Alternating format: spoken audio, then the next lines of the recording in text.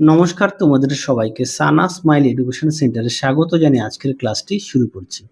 আজকে তোমাদের সঙ্গে আলোচনা করব তোমরা যারা সপ্তম শ্রেণীর তৃতীয় পর্যায়ক্রমিক মূল্যায়ন পরীক্ষা দেবে তোমাদের জন্য রায় ও মার্টিন প্রশ্ন বিচিত্র থেকে আজকে সমাধান করব সপ্তম শ্রেণীর পরিবেশ ও বিজ্ঞান বিষয়ে মডেল নাম্বার 2 অর্থাৎ 2 নম্বর স্কুলের যে সমস্ত ছোট ও বড় প্রশ্নগুলি আছে তার সমস্ত প্রশ্নের উত্তরের সমাধান করে দেখাবো। চলো দেরি না করে মূল বিষয়ে যাওয়া যাক। তোমাদের আগের ভিডিওতে আমরা তোমাদের রায় ও মার্টিন প্রশ্ন বিচিত্রের বাকি মডেল সেটগুলো সমাধান করে দেওয়া আছে। তোমরা যারা এখনো দেখোনি আমাদের প্লে লিস্টে গেলে পেয়ে যাবে। এছাড়াও তোমাদের সমস্ত বিষয়ের সাজেশনও দেওয়া আছে, সেগুলো অবশ্যই দেখো। দেখো প্রথমে কি আছে, সমাধান করবো ফিজিক্যাল সায়েন্স। একে আছে সঠিক উত্তরটি নির্বাচন করো।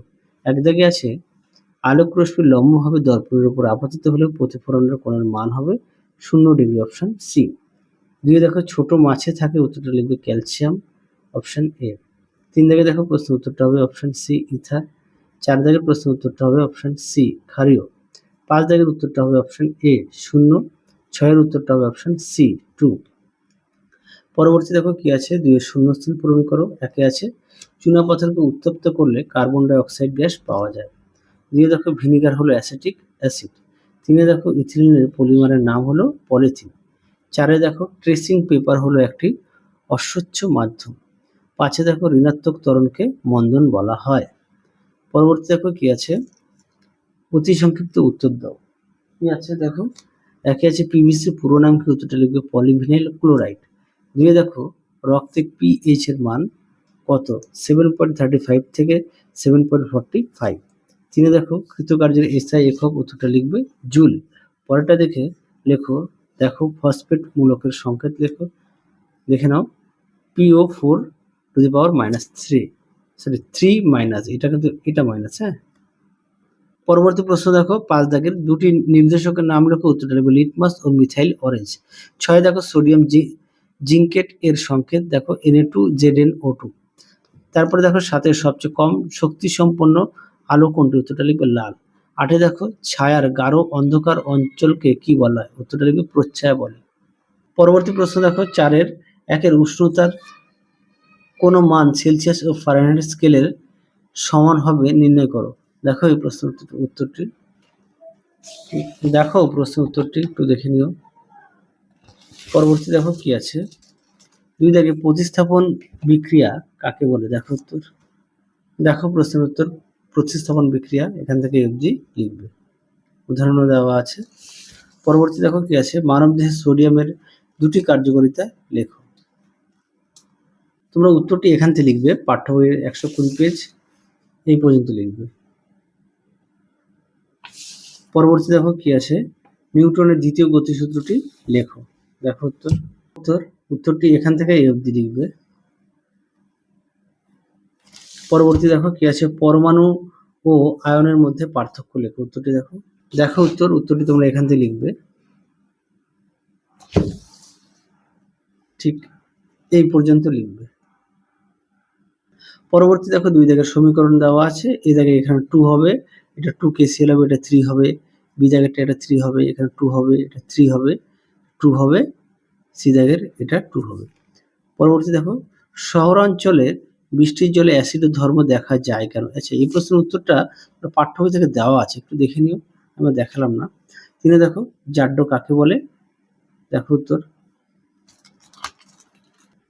উত্তর এখান থেকে লিখবে জাড্য, ঠিক এই পর্যন্ত লিখবে। পরবর্তী প্রশ্ন দেখো 5 কেজি ভরের, দেখো এটা এখানে আমি সমাধান করে দিয়েছি, দেখে নাও। উত্তরটা হবে 15 নিউটন।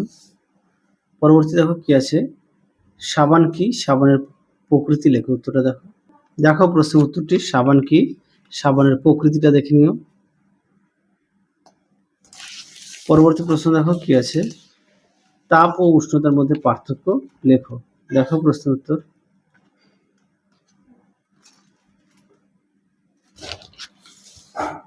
দেখো তাপ ও উষ্ণতার মধ্যে পার্থক্য সুন্দর করে দেওয়া আছে, একটু দেখে নিও।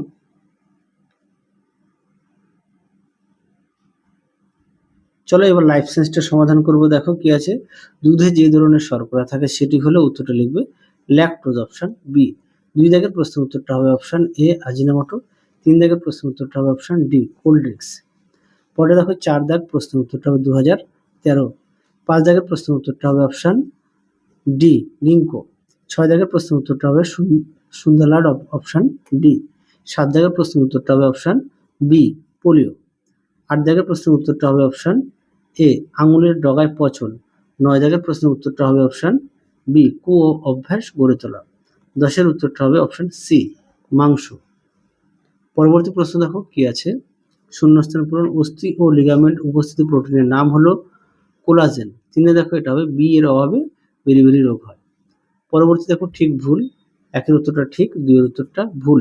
সঠিক উত্তর হবে জেনেভাতে। সি দেখো বিমানন হবে কালাজ্বর। পরবর্তী দেখো বাম স্তম্ভের সঙ্গে ডান স্তম্ভ মেলাও। দেখো তো আশা করি তোমরা দেখতে পাচ্ছ, তাও একটুখানি দেখো কি আছে। দেখো কি আছে, এ দাগেরটা হবে এফ দাগ, হ্যাঁ এ দাগেরটা হবে এফ দাগ, বি এরটা হবে ই দাগ, 3-এরটা হবে ডি দাগ, 4-এরটা হবে জি দাগ, আর 5-এরটা হবে এ দাগ। আশা করি দেখে নিয়েছো। পরবর্তী দেখো কি আছে, পরবর্তী আছে 3-1 প্রশ্নমান হচ্ছে 2। 1 দাগে আছে পেশি সংকোচন স্বাভাবিক রাখে কোন খনিজ মৌল। উত্তরটা লিখবে ক্যালসিয়াম ও ম্যাগনেসিয়াম মৌল। তারপরে দেখো কোন ভিটামিনের অভাবে মাড়ি থেকে রক্ত পড়ে। উত্তরটা লিখবে ভিটামিন সি। পরবর্তী দেখো 2-এর এডিস মশা চেনার 2টি উপায় লেখো। উত্তরটা দেখো,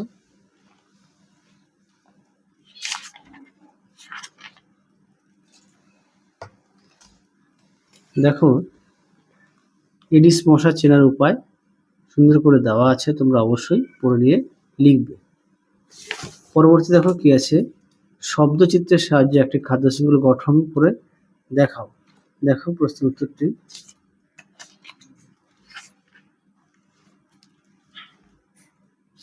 দেখো এই ছকটা তোমরা পড়ে নিয়ে লিখবে। পরবর্তী দেখো দুধকে কিভাবে পাস্তুরাইজ করা হয়। দেখো প্রশ্নের উত্তরটি দেখে নাও। প্রশ্নের উত্তরটি দেখো, উত্তরটি এখান থেকে লিখবে, এই পর্যন্ত লিখবে।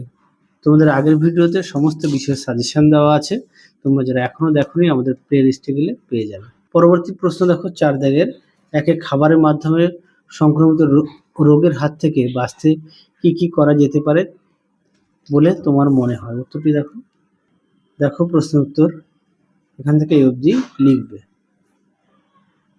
পরবর্তী দেখো কি আছে, জীববৈচিত্র্য হ্রাসের 3টি কারণ লেখো। দেখো প্রশ্নের উত্তর, দেখো সুন্দর করে পয়েন্ট দিয়ে দেওয়া আছে, তোমরা অবশ্যই পয়েন্ট দিয়ে লিখবে, দেখে নিও, অবশ্যই পয়েন্ট দিয়ে লিখবে। পরবর্তী দেখো জীবদেহে জলের 3টি ভূমিকা লেখো। দেখো প্রশ্নের উত্তর, দেখো প্রশ্নের উত্তর, দেখো প্রশ্নের উত্তরটি সুন্দর করে দেওয়া আছে, তোমরা অবশ্যই পড়ে নিয়ে লিখবে। দেখো জীবদেহে জলের গুরুত্ব, প্রথমে আছে উদ্ভিদ দেহে, তারপর আছে প্রাণী দেহে, দেখে নাও। পরবর্তী দেখো কি আছে, মানসিক সমস্যার 3টি কারণ লেখো। দেখো প্রশ্নের উত্তর,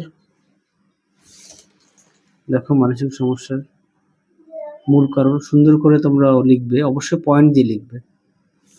পরবর্তী দেখো প্লেগ রোগের বাহক কে, প্লেগ রোগ কিভাবে ছড়ায়। দেখো উত্তর, দেখো প্রশ্নের উত্তরটি তোমরা এর মধ্যে পেয়ে যাবে। জীবাণু এক প্রকার ব্যাকটেরিয়া, দেখো বাহকটির নাম বসবাসকারী। তাহলে চলো আজকের মতো এখানেই সমাপ্ত করছি, আবার দেখা হবে খুব শীঘ্রই তোমাদের পরবর্তী ভিডিওতে। তোমরা সবাই সুস্থ থেকো, ভালো থেকো, আজকের মতো টাটা।